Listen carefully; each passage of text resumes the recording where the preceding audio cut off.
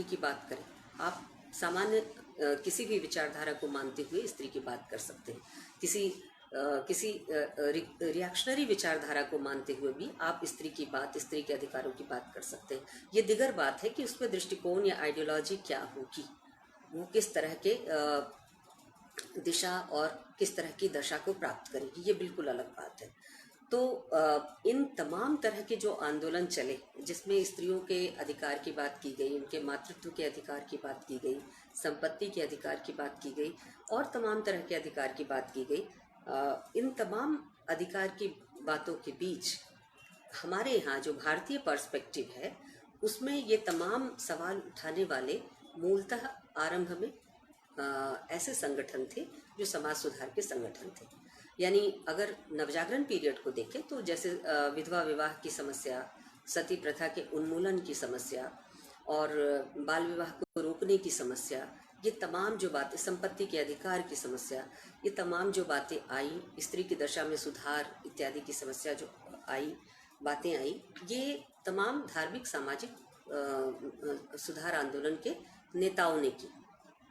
इसमें कुछ नेतृत्व महिलाओं का भी था, क्योंकि वो भी उन दलों में शामिल थी। एनी बेसेंट जैसी महिलाएं भी थीं जो थियोसॉफिकल सोसाइटी के तहत स्त्री सुधार और स्त्री के जीवन में परिवर्तन की बहुत सारी लड़ाइयों को लड़ रही थी। तो इसमें कुछ महिलाएं भी शामिल थी, लेकिन दिक्कत क्या थी कि इनका जो रेफरेंस पॉइंट था वो महिला नहीं थी। स्त्रीवाद यही जो है सामान्य तौर से स्त्री के प्रति सहानुभूति से अलग एक ठोस आइडियोलॉजी है। और पूरी दुनिया में इस स्त्री की जो बातचीत आप देखते सुनते और अभी जिस स्वरूप को से ग्रहण करता हुआ गवाह बन रहे हैं, ये पूरी दुनिया में स्त्री की बात के चलते हुए 200 साल से ज़्यादा नहीं हुए। यानी 18वीं शती के उत्तरार्ध और 19वीं और 20वीं शती में स्त्री की बातों को, स्त्री के अधिकार, उसके सवालों को, उसकी समस्याओं को केंद्रीय समस्या के तौर पर रखकर सुना और समझा गया। ये 200 साल से ज़्यादा का इतिहास नहीं है। अगर उसके पहले के स्त्री जीवन को उठाकर आप देखिए तो आधुनिकीकरण की जो प्रक्रिया चलती है उसने स्त्रियों को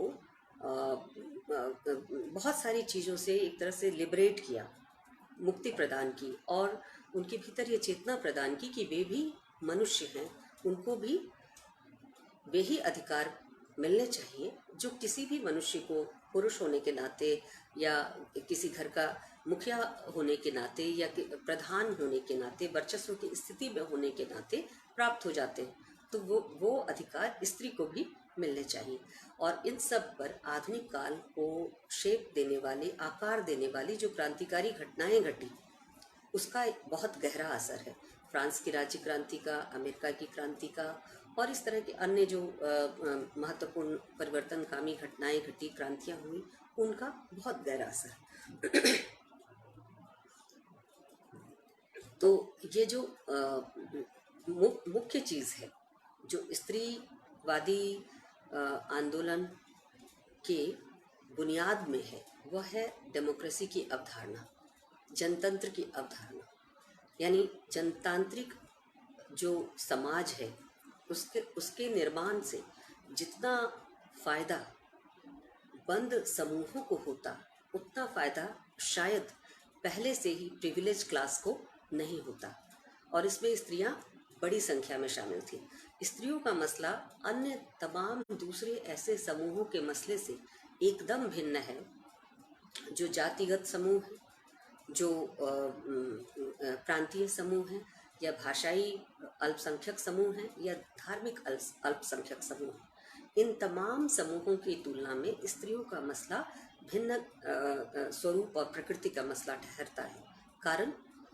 कारण ये है कि स्त्रियां जहाँ जाति, धर्म, प्रांत या अन्य किसी भी तरह की अल्पसंख्यकता के आधार पर किसी जाति या समूह को उत्पीड़ित या वंचित किया जाता है, पीछे धकेला जाता है, स्त्रियां स्वयं उन जाति और समूह के भीतर भी वंचित और उत्पीड़ित होती हैं। यानी वह पुरुष जो जाति के आधार पर या प्रांत के आधार पर या भाषाई अल्पसंख्यक के आधार पर या धर्म के आधार पर बहुसंख्यक जाति, धर्म और समूह के द्वारा हाशिए पर ठेला जाता है, वह पुरुष भी स्त्री को उत्पीड़ित करने या उसे हाशिए पर ठेलने का अधिकारी केवल इसलिए हो जाता है कि वह पुरुष है। लैंगिक आधार पर ये जो लिंग का वर्चस्व है, इसको स्त्रीवादी या फेमिनिस्ट जो आंदोलनकारी स्त्रियां हैं वे नहीं मानती। और यही अर्थ है, यही कारण है कि जो जैविक लिंग है, यानी जो बायोलॉजिकल सेक्स जिसे हम कहते हैं, जिसके आधार पर किस अंगों की बनावट के आधार पर किसी मनुष्य सत्ता को हम स्त्री या पुरुष या थर्ड जेंडर या और किसी तरह की पहचान से नवाजते हैं, उसको स्वीकार करने के बाद स्त्रीवादी चिंतक कहती हैं कि जैविक लिंग के अलावा जो जेंडर फॉर्मेशन है वह एक बनावट है, वह एक कंस्ट्रक्ट है, वह एक निर्मिति है। और इस निर्मिति को गढ़ने वाला कौन है? इस कंस्ट्रक्ट को बनाने वाला हमारा समाज है। तो जेंडर और सेक्स में डिफरेंस है, और बायोलॉजिकल जो डिफरेंस है, यानी बायोलॉजिकल डिफरेंस को मानने का एक कारण मतलब दो नज़रिया है बायोलॉजिकल डिफरेंस को मानने का, जैविक अंतर को मानने का। एक नज़रिया जैविक अंतर को जैविक निर्धारणवाद से जोड़ता है, यानी बायोलॉजिकल डिटर्मिनिज्म से जोड़ता है। अर्थात वो मानता है कि स्त्री और पुरुष का भेद तो रहती दुनिया तक रहेगा, और ऐसा मानने वालों की बहुत बड़ी संख्या है। लोग इस जैसे ही आप स्त्रीवाद की चर्चा करें, स्त्री के सवालों को उठाएं या स्त्री के नज़रिए की बात करें, लोग यही कहते हैं कि कितनी भी बहस कर लें, क्या स्त्री और पुरुष एक हो सकते हैं?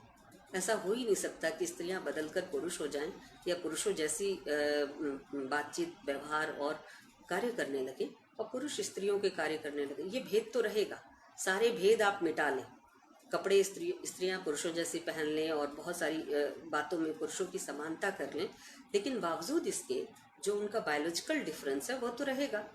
तो फिर इस भेद को जब हम मिटा नहीं सकते, यह प्राकृतिक भेद है, और इस तरह से नेचुरल डिफरेंस के नाम पर कहीं ना कहीं बायोलॉजिकल डिटर्मिनिज्म को, यानी जैविक निर्धारणवाद को स्थापित करने की कोशिश की जाती है कि जो स्त्री है वह ऊपर से ही, भगवान के यहाँ से ही, ईश्वर के यहाँ से ही, या बायोलॉजिकली ही, जैविक तौर पर ही अलग बनाकर भेजी गई है, और पुरुष अलग बनाकर भेजा गया है। तो यह अंतर तो रहेगा। और प्रायः जो सामान्य बोध का स्तर है उसमें लोग कहते हैं क्या पांचों उंगलियां बराबर हो सकती हैं? यानी जब तक दुनिया रहेगी, दुनिया में भेदभाव भी रहेगा और अंतर भी रहेगा। लेकिन एक चीज़ ध्यान रखिए, भेदभाव और अंतर में फ़र्क होता है। भेदभाव, डिस्क्रिमिनेशन, जहां आप उन्हीं अधिकारों के लिए किसी दूसरे तबके को दूसरे तरह से पेश आते हैं, उसके साथ दूसरे तरह का बर्ताव करते हैं जो सहज ही आपको मिला हुआ होता है। तो ये जो भेदभाव है वह डिस्क्रिमिनेशन है, डिफरेंस नहीं है। अंतर डिफरेंस है। तो अंतर और भेदभाव में अंतर है, फर्क है। अंतर होना या अलग अलग प्रकार के लोगों का इस समाज में मौजूद होना अलग बात है। जैसे अलग अलग बायोलॉजिकल निर्मितियों का इस समाज में मौजूद होना बिल्कुल अलग बात है। जैसे स्त्री है, पुरुष है, थर्ड जेंडर हैं, लेस्बियन हैं, गेज हैं, और भी क्वेयर ग्रुप सारा इसमें आ जाता है। तो ये सब कुछ जो है ये अलग अलग इनके बायोलॉजिकल जो डिटर्मिनिज्म है और उनकी जो सेक्सुअल आइडेंटिटी बनती है, कई बार उनका जो जेंडर बिहेवियर है वो उससे डिफरेंट होता है, वो उसकी तरह नहीं होता। मसलन एक स्त्री आकृति से, रूपाकार से स्त्री हो सकती है, लेकिन जरूरी नहीं कि वो मन से भी स्त्री हो। वो मन से भी उन सब कामों को पसंद करे जो एक औरत को पारंपरिक रूप में और समाज द्वारा परिभाषित रूप में पसंद है। तो ये ज़रूरी नहीं कि एक स्त्री बाहर से दिखने में और सेक्सुअल ऑर्गन के आधार पर स्त्री हो और स्त्री जैसा मन भी उसकी देह में हो। तो बॉडी जो है वो उसके सेल्फ को या आइडेंटिटी को निर्धारित नहीं कर रही। तो यहाँ जो चीज़ है, जो बायोलॉजिकल डिटर्मिनिज्म है वो खंडित होता है। यानी स्त्री है तो उसकी नियति वही वही होगी और उसके भीतर स्त्रीयोचित तमाम गुण होने ही चाहिए, और नहीं होगा तो समाज उसे डंडे मार मार के या उसे अनुशासित करके अनुकूलित करके मनवाएगा, उससे वो तमाम नियम कायदे पूरे करवाएगा जो स्त्री को करने चाहिए। यह जो बायोलॉजिकल डिटर्मिनिज्म है वह यहाँ काम नहीं करता। इसी तरह से जेंडर का कंस्ट्रक्ट है। ज़रूरी नहीं है कि जेंडर का जो कंस्ट्रक्ट स्त्री पुरुष और थर्ड जेंडर तथा क्वेयर ग्रुप के लिए रखा गया है वह वैसा ही कंस्ट्रक्ट उसकी बायोलॉजी का भी हो। बायोलॉजी से जेंडर को आप तय करते हैं ना, कि अगर एक अंग विशेष है तो वह पुरुष है और अंग विशेष नहीं है तो वह स्त्री है। और फिर जब स्त्री है, जब एक बार आपने उसके सेक्स को डिटरमाइन कर दिया, तय कर दिया, तो फिर आपने सारा तामझाम खड़ा किया, सारी संरचनाएं खड़ी की कि वह स्त्री जैसी ही समाज में निर्मित हो। और भी दिलचस्प चीज़ है कि जो स्त्री आप भारतीय समाज में निर्मित कर रहे हैं, जरूरी नहीं कि वैसी ही स्त्री यूरोपीय समाज में भी निर्मित हो रही हो। स्त्री में भेद होता है, लेकिन आप क्या करते हैं, आप मानते हैं कि एक यूनिफॉर्म मॉडल होता है स्त्री का, और यूनिफॉर्म मॉडल है, और उस यूनिफॉर्म मॉडल के तहत ही धरती पर आई जन्म ली हुई प्रत्येक स्त्री को एक्ट करना चाहिए, और अगर वो नहीं करती है तो वह समाज का नियम तोड़ती है, वह विचलन है, वह डेविएशन है, वह नॉर्म नहीं है। और इसलिए आप फिर तमाम चीज़ों को, यानी यह सुनिश्चित करने के लिए कि कोई स्त्री जो स्त्री के रूप में सेक्सुअली स्त्री के रूप में, फीमेल सेक्स के रूप में पैदा होती है, उसको कैसे फेमिनिन या फीमेल बनाया जाए। और इसके लिए फिर तमाम संरचनाएं जो समाज की हैं, जितने भी पावर कंस्ट्रक्ट हैं जो समाज के भीतर ऑपरेट करते हैं, जितने भी उस पावर कंस्ट्रक्शन के सेंटर्स हैं जो समाज के भीतर मौजूद हैं, उस पावर कंस्ट्रक्शन को वैध बनाते हैं, लीगल बनाते हैं, लेगिटिमाइज करते हैं, वो सारे एक्टिव हो जाते हैं स्त्री को स्त्री बनाने के लिए और पुरुष को पुरुष बनाने के लिए। ऐसा नहीं है कि केवल स्त्री ही बनाई जाती है और पुरुष नहीं बनाए जाते, पुरुष भी बनाए जाते हैं। और एक और चीज़ आपको और हम सबको समझने की ज़रूरत है कि जब इस सामाजिक फैक्ट्री में स्त्री और पुरुष दोनों ही बनाए जाते हैं और हमने तय कर लिया है कि स्त्री इस तरह से बनेगी और भारतीय स्त्री है तो इस तरह बनेगी, यूरोपीय स्त्री है तो ऐसी बनेगी, और अगर अफ्रीकन स्त्री है, एशियाई स्त्री है, अन्य देशों की स्त्री है तो वो ऐसी बनेगी, हमने तय कर लिया है। तो उस मॉडल के अनुसार हम स्त्री का गठन करते चलते हैं, पुरुष का गठन करते चलते हैं। लेकिन कई बार ऐसा होता है कि जरूरी नहीं है कि जो हम स्त्री और पुरुष का गठन कर रहे हैं वो स्थायी और शाश्वत हो। यानी कई बार हम मान लेते हैं कि यह जो सेक्स है और सेक्स के आधार पर जो जेंडर बन रहा है, ये जेंडर स्थायी है, यानी जेंडर का फॉर्मेशन, जेंडर का निर्माण स्थायी है, फीमेल जेंडर और मेल जेंडर, ये मेल और फीमेल जेंडर स्थायी है, ये ऐसा हम मान के चलते हैं। लेकिन ऐसा है नहीं। जो फर्स्ट वेव, सेकंड वेव और थर्ड वेव और अभी जो फोर्थ वेव फेमिनिज्म है, उसमें इस धारणा को बार बार क्वेश्चन किया गया कि जेंडर कंस्ट्रक्ट स्थायी नहीं है, वो बदल सकता है और बदलता है। इसलिए अभी हम जो फोर्थ वेव फेमिनिज्म है उसके अंतर्गत हम क्वेयर ग्रुप की भी बात करते हैं और हम जेंडर के निर्माण की उस पूरी प्रक्रिया पर प्रश्न चिन्ह खड़े करते हैं जो पावर कंस्ट्रक्शन के साथ लिपट कर पॉलिटिकल, इंस्टीट्यूशनल, लीगल, तमाम तरह के पावर कंस्ट्रक्शन के साथ लिपट कर आता है और फिर किस पर ऑपरेट करता है, स्त्री समुदाय पर ऑपरेट करता है, स्त्री समुदाय पर लागू करता है अपने नियम कायदे कानून को। और इस तरह से हम फिर देखते हैं कि ज्ञान के जो नॉलेज कंस्ट्रक्शन के तमाम क्षेत्र हैं, मसलन आपका विश्वविद्यालय, आपका महाविद्यालय, आपकी पाठ्य पुस्तकें, आपकी पाठ्य पुस्तकों के अंतर्गत different subjects like history, geography, maths, literature etcetera. तो ये तमाम जो चीज़ें हैं, ये जो नॉलेज कंस्ट्रक्ट के रूप हैं, वो पावर कंस्ट्रक्ट को कैसे हेल्प करते हैं, कैसे मदद करते हैं। और इस मदद में अंततः क्या होता है, हमें लगता है कि ये जो जेंडर कंस्ट्रक्शन है ये अल्टीमेट है, ये बदला नहीं जा सकता, लेकिन ऐसा है नहीं। जेंडर कंस्ट्रक्शन हमेशा ही बदला जा सकता है, और बदले जाने का ही नतीजा है कि आज हम केवल 2 जेंडर नहीं मानते, बल्कि 2 से अधिक, और उन जेंडर्स को भी सहमति देते हैं, स्वीकार करते हैं, जो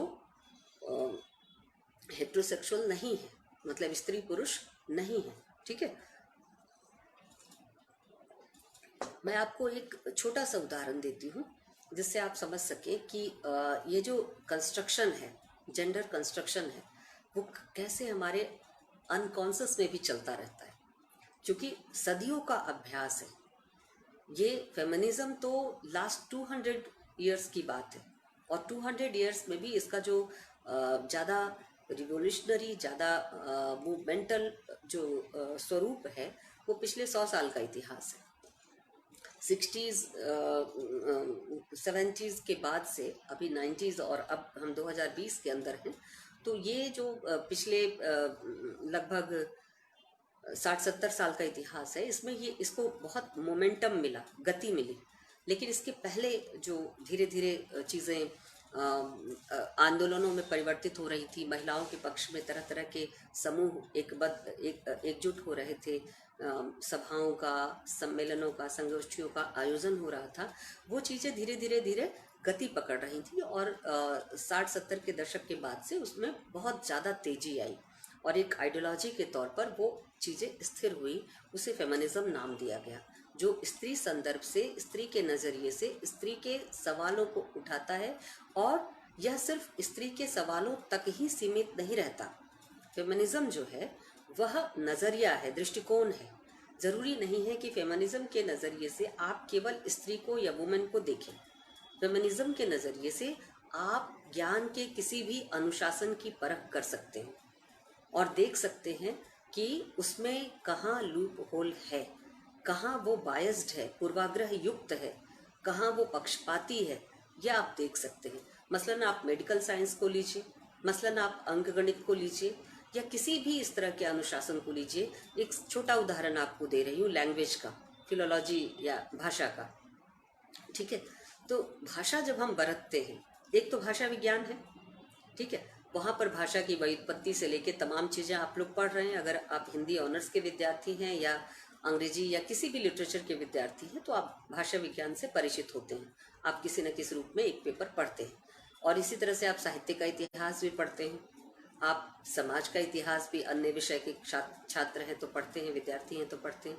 तो ये जो हमारा अध्ययन अध्यापन है, इसमें हम एक कैटेगरी तो भाषा विज्ञान की है, भाषा को लेकर, लेकिन दूसरी कैटेगरी वो है जहाँ हम भाषा का व्यवहार करते हैं, सार्वजनिक स्पेस में हम भाषा का व्यवहार करते हैं। और देखिए, जो नियंत्रण का काम है, यानी पावर एंड कंट्रोल, ये 2 चीज़ें महत्वपूर्ण हैं, सत्ता और नियंत्रण। तो सत्ता जो है वो किस तरह से नियंत्रण का काम करती है, जो ऑप्रेस्ड क्लास है, जिसमें स्त्री है, जो डिस्क्रिमिनेटेड वर्ग है, जिसमें स्त्री है, तो उस पर किस तरह से नियंत्रण का काम करती है, उसे अगर आपको देखना है तो आप जो सामान्य भाषा का व्यवहार करते हैं ना, उसमें भी देख सकते हैं। मैं आज आपको एक बहुत ही ज़्यादा पढ़े लिखे, बहुत ही विद्वान किस्म के ऐसे व्यक्ति के लेखन से एक छोटा सा उदाहरण, वो भी उसके फेसबुक लेखन से उदाहरण दे रही, जिससे आपको ज़्यादा परेशानी ना हो, क्योंकि आप सब बच्चे फेसबुक ऑपरेट करते हैं, सोशल मीडिया पर काफ़ी सक्रिय हैं। तो एक ऐसे व्यक्ति का उदाहरण दे रही हूँ, उसकी भाषा का उदाहरण दे रही हूँ, जो भारत के न्यायाधीश रह चुके हैं, और उनका पूरा परिवार स्वतंत्रता सेनानी रहा है, और वो खुद भी काफ़ी प्रबुद्ध हैं और हमेशा ज्वलंत विषयों पर लिखते हैं। इनका नाम है जस्टिस मार्कंडेय काटजू। आप सब जानते होंगे, इनके परिवार के लोग और बाकी सब राजनीतिक रूप से भी काफ़ी सक्रिय रहे। तो इन्होंने आज फेसबुक पर एक पोस्ट लिखी है, बस उदाहरण दे रही हूँ कि एक न्यायाधीश की भाषा कैसी होती है। और फिर आप देखिए कि अगर जरा बैटरी खत्म हो रही है, एक सेकंड।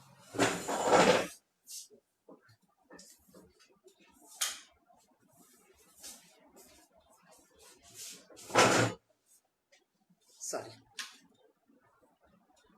हाँ, तो एक न्यायाधीश जिसका काम ही न्याय करना है और चीज़ों को बारीकी में पहचानना है, सामाजिक संरचनाओं से जिसका साबका पड़ता रहता है और उसकी जटिलताओं का जिसको अच्छी तरह ज्ञान होता है, ऐसा व्यक्ति लिख रहा है कि संदर्भ यह है कि वो बताना चाहते हैं कि आज उन्हें आरक्षण पर बातचीत करने के लिए बीबीसी वालों ने स्काइप से एक प्रोग्राम के लिए आमंत्रित किया है और उसमें वो क्या क्या बोलने वाले हैं आरक्षण के पक्ष या विपक्ष में।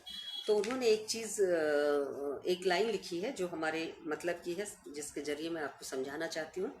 उन्होंने लिखा है, मैं कोट कर रही हूँ, एससीज एंड ओबीसीज मतलब schedule caste and other backward class, SCs and OBCs should therefore throw away these crutches and stand erect in a manly way and demand an end to caste reservations.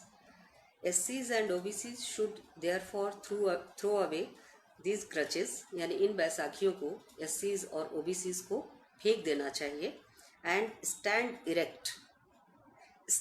erect in a manly way and demand an end to caste reservations. अब ये देखिए, एक छोटा सा टुकड़ा है पूरे वाक्य संरचना में, stand erect in a manly way, पुरुष की तरह सीधे तनकर खड़ा होना चाहिए। अब ये क्या है पुरुष की तरह सीधे तनकर खड़ा होना?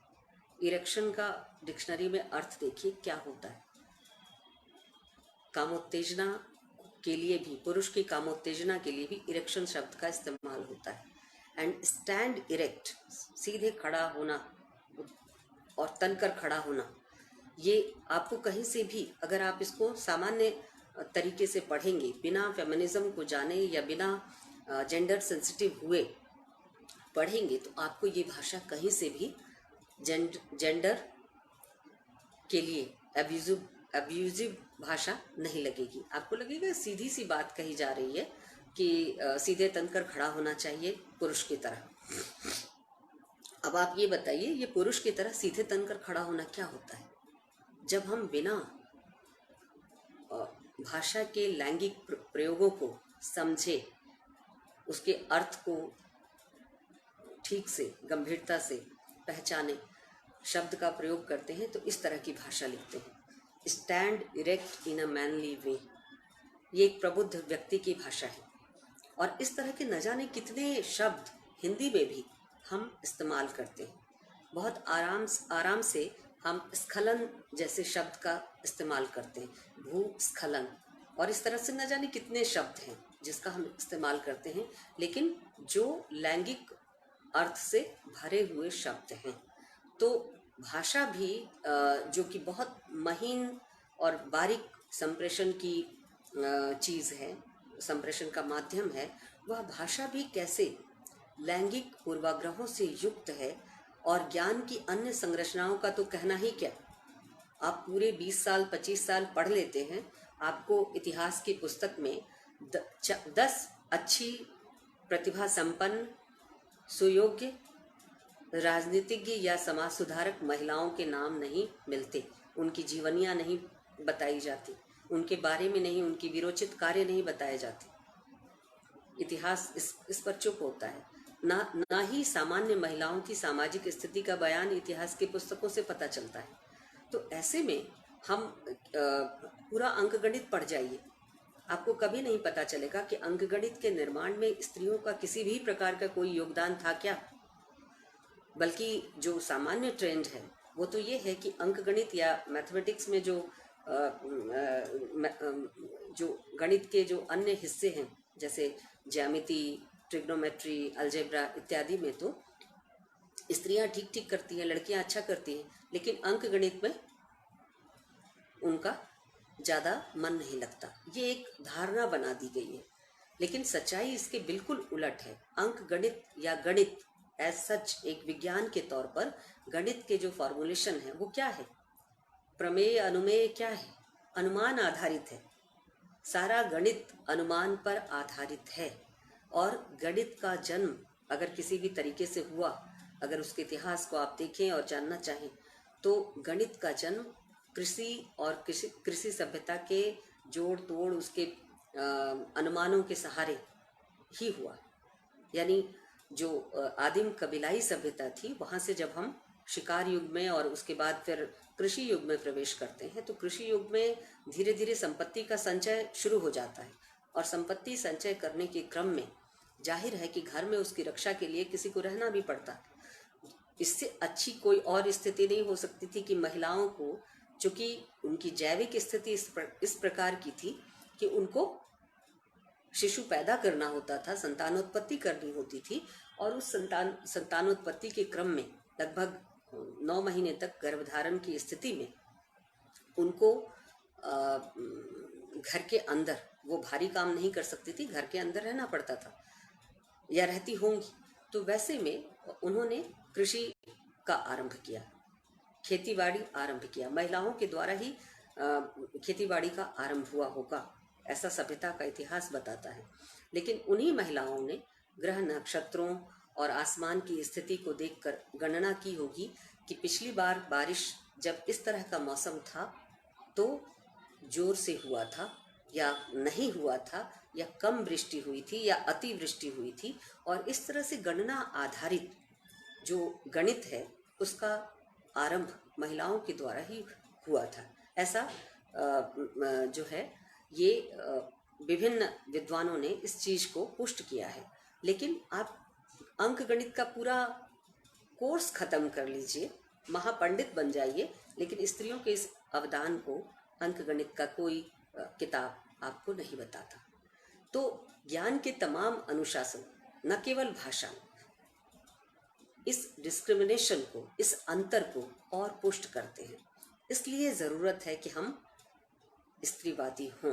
स्त्रीवादी होने का अर्थ केवल स्त्री के पक्ष में बोलना नहीं है। मैं बार बार आपसे ये चीज़ इसलिए कह रही हूँ कि हम समझें इस बात को कि स्त्रीवाद जैसे मार्क्सवाद, जैसे आधुनिकतावाद, जैसे और कोई भी वाद हो सकता है जो एक आइडियोलॉजी हो सकता है, स्त्रीवाद वैसे ही एक आइडियोलॉजी है।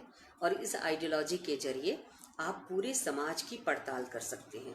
आप केवल स्त्री की ही पड़ताल करें, स्त्री की ही सामाजिक स्थिति की विवेचना करें, उसके सांस्कृतिक संदर्भों की विवेचना करें, ये जरूरी नहीं है।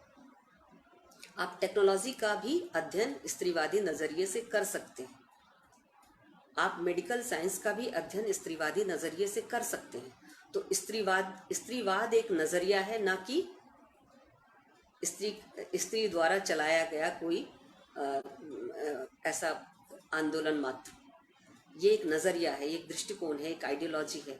कोई भी स्त्रीवादी हो सकता है। स्त्री ही स्त्रीवादी हो यह भी जरूरी नहीं है।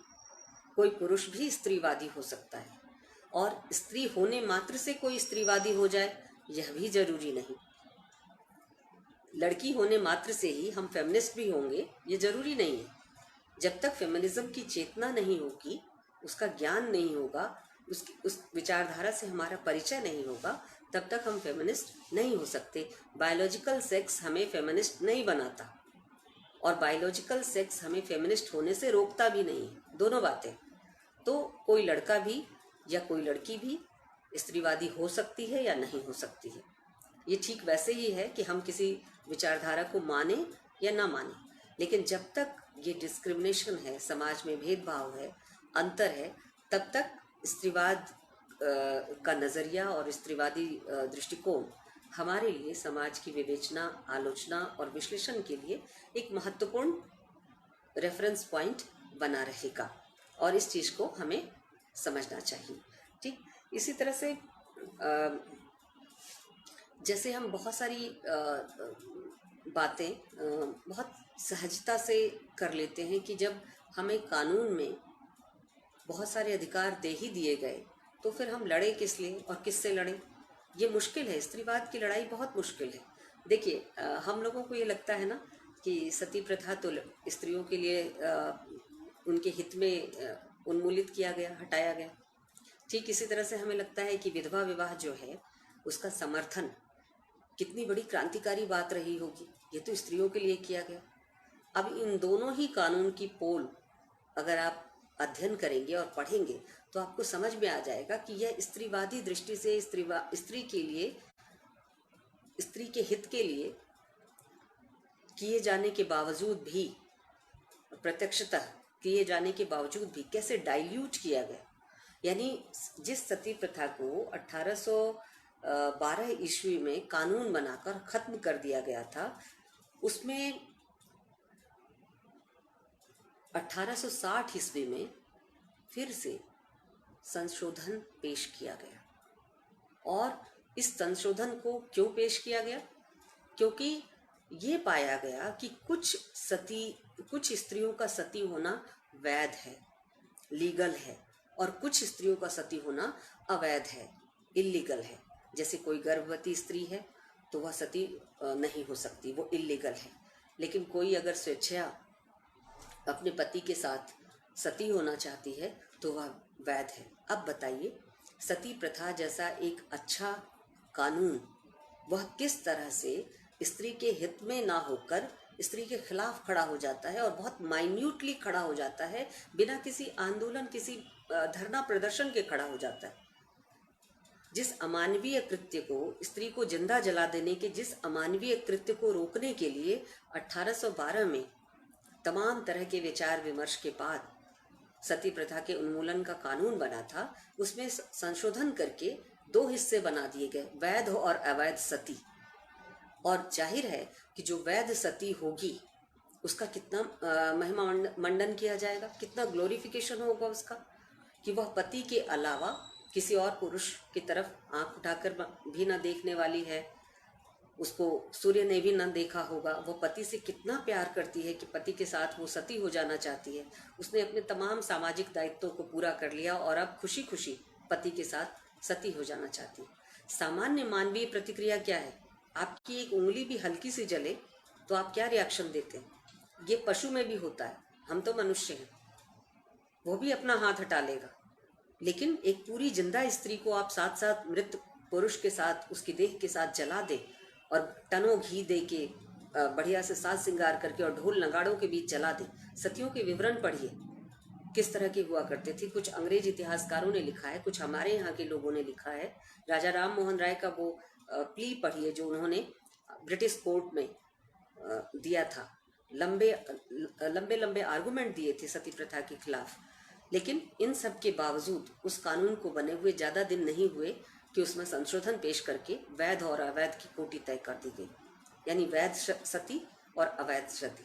अवैध सती सिर्फ वो जो गर्भवती हो या ऐसी स्त्री हो जिसके बाल बच्चे हो और उसको, उसके घर को चलाने वाला कोई ना हो, तो वैसे में उसको सती होने का अधिकार नहीं था। यानी जब वैध और अवैध आप कोटि निर्धारण कर देते हैं तो आप तय कर देते हैं कि सती प्रथा पूरी तरह से इलीगल नहीं है, सती हुआ जा सकता है।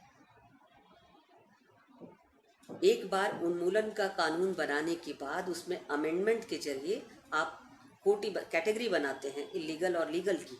दैट मीन्स सती होना गलत नहीं है, लेकिन कुछ स्थितियों में सती नहीं होना चाहिए। तो आप इस तरह से फिर क्या करते हैं? स्त्री के पक्ष में खड़े होते हैं या उसके खिलाफ खड़े होते हैं? ये बहुत क्रांतिकारी कानून था, लेकिन इसका हश्र क्या हुआ? ठीक इसी तरह से विधवा विवाह की स्थिति है। विधवा विवाह के लिए ईश्वरचंद्र विद्यासागर ने कितने प्रयत्न किए और विधवा विवाह हो इसके समर्थन में तमाम तरह की दलीलें दी, लेकिन उनको सफलता नहीं मिली। और बहुत विधवा पुनर्विवाह कानून जो 1856 ईस्वी में बनकर तैयार हुआ, उस विधवा पुनर्विवाह कानून में आप देखेंगे कि विधवाओं के पक्ष में ये फैसला दिया गया कि अगर कोई जो बाल विधवा है या अक्षत योनि है या पति के साथ जिसका संसर्ग नहीं हुआ है, ऐसी स्त्रियों को पुनर्विवाह करने का अधिकार है। और वयस्क होने पर भी अगर कोई स्त्री चाहती है तो वो पुनर्विवाह कर सकती है। लेकिन इसके साथ जो लूप होल है, जो इसका सबसे बुरा पक्ष है, वो क्या है कि इसमें अगर स्त्री विवाह कर लेती है तो पति की संपत्ति से वो बेदखल हो जाती है। ससुराल के किसी ससुराल पक्ष से वो किसी भी तरह से किसी भी संपत्ति की चीज पर अपना हक पेश नहीं कर सकती। तो अधिकांश स्त्रियों ने जो विधवा हुई, उन्होंने अपनी संपत्ति पर दखल बनाए रखने के लिए पुनर्विवाह नहीं करने का फैसला लिया। यानी पति की संपत्ति से बेदखल किए जाने के क्लॉज ने इस पूरे विधवा विवाह के सिस्टम को एक तरह से निष्क्रिय बना दिया। पुनर्विवाह अच्छी चीज है, स्त्री को भी वैवाहिक जीवन और संरक्षित जीवन जीने का अधिकार है और उसके लिए विधवा पुनर्विवाह का होना चाहिए। लेकिन उसमें अगर स्त्री ऐसा करती है तो उसे पति की संपत्ति से बेदखल कर दिया जाता है। इसमें दो चीजें थी। समाज को चिंता क्या थी? विधवाओं की नहीं, विधवाओं की बड़ी संख्या की समाज को उतनी चिंता नहीं थी जितनी समाज को चिंता इस बात की थी कि जो कुलीन घरों की स्त्रियां हैं वे असमय विधवा होकर तरह तरह से समाज में कह सकते हैं लोलुपता का शिकार बनाई जा रही थी। उनके साथ तरह तरह के व्यभिचार हो रहे थे और कहने के लिए तो व्यभिचार उनसे किया जा रहा था, लेकिन आरोप भी उन्हीं पर होते थे कि वो व्यभिचारिणी स्त्रियां हैं। तो इस तरह के सामाजिक व्यभिचार को रोकने के लिए दुराचार या व्यभिचार जो शब्द है ये भी कितना सटीक है, इस पर बहस हो सकती है। ये भी लैंगिक भेदभाव से युक्त शब्द है, लेकिन इस व्यभिचार को रोकने के लिए विधवा विवाह अनिवार्य था। अच्छा, विधवा विवाह का फॉर्म अगर आप देखिए तो क्या है? विधवा विवाह आपने मान लिया, स्वीकार कर किया विधवा पुनर्विवाह, लेकिन उसके साथ साथ उस पुरुष को केवल उसी स्त्री से यानी जो विधवा स्त्री से विवाह करने का अधिकार नहीं था, वो एक से अधिक विवाह कर सकता था। विधवा तो उसके लिए एक और एडेड स्त्री थी जिसका कामुक तरीके से वो भोग कर सकता था। लेकिन इस विधवा के अलावा उसके पुरुष से एकनिष्ठ पतिव्रत धर्म की बात नहीं की गई थी, यानी वो एक से अधिक स्त्रियों के साथ विवाह कर सकता था। और ये स्थिति आज आपको आश्चर्य लग सकता है, लेकिन ये स्थिति आज़ादी के कुछ वर्षों बाद तक बनी रही कि हमारे यहाँ एकल विवाह यानी एक स्त्री का एक पुरुष से और एक पुरुष का एक स्त्री से ही विवाह हो सकता है जीते जी, पुरुष के या स्त्री के जीते जी, जब तक तलाक या विवाह विच्छेद न हो। ये आज़ादी के बाद तक स्थिति बनी रही। तो विधवा पुनर्विवाह का होना स्त्री के समाज में सम्मानजनक या मर्यादित स्थिति को सुनिश्चित नहीं कर रहा था। वहाँ तो संकट ये था कि पुरुष एक से अधिक विवाह कर सकता था। तो उस विधवा स्त्री के जो विवाहिता हो जाती है दोबारा पुनर्विवाह करके, वो क्या चीज खोती है? पति की संपत्ति में, पूर्व पति की संपत्ति में अधिकार भी खोती है और वर्तमान जो उसका पति होता है उसकी दूसरी तीसरी चौथी पत्नी बनकर रहती है। और कई जगह पर विधवा विवाह को स्वीकृति देने के बावजूद वह सम्मान नहीं दिया गया, उसका अलग से नामकरण किया गया। धराऊ विवाह, बिहार के बहुत सारे इलाके में धराऊ विवाह प्रचलित है, यानी स्त्री धर ली गई, रख ली गई को धर ली गई। ठीक है। इसी तरह से आप हरियाणा के साइड में चले जाइए, वहाँ करेवा की प्रथा है, यानी अगर स्त्री विधवा हो गई है तो चाहे 6 साल का उसका देवर हो या 60 साल का जेठ, उसके साथ उसका विवाह कर दिया जाएगा, क्योंकि घर की संपत्ति घर में रह जाएगी। अगर स्त्री कहीं और जाती है तो वह अपना हक मांग सकती है। उससे अच्छा है कि ये करेवा विवाह कर दिया जाए। तो ये जो तमाम सुधार के कार्यक्रम लागू किए गए, कानून बने, इनको जब तक डाइल्यूट किया जाता रहा और ऐसे में स्त्री चेतना से, स्त्री दृष्टि से संपन्न एक आंदोलन की, एक दर्शन की जरूरत थी जिसको फेमिनिज्म ने पूरा किया। और स्त्री की देह का ही सवाल नहीं, उसके राइट्स का, उसके अधिकारों का ही सवाल नहीं, यानी फर्स्ट वेव जो फेमिनिज्म था स्त्रीवाद की जो पहली लहर थी, वहाँ स्त्री के मनुष्य के अधिकार सुनिश्चित करने की मांग की गई।